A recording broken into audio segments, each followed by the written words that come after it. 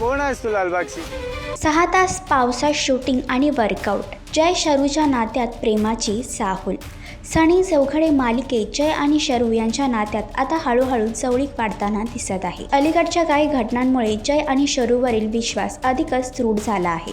Product launch दरम्यान तो तिच्या निर्णयावर विश्वास दाखवतो. आता दोघे एका ऑफिस पार्टीत जातात.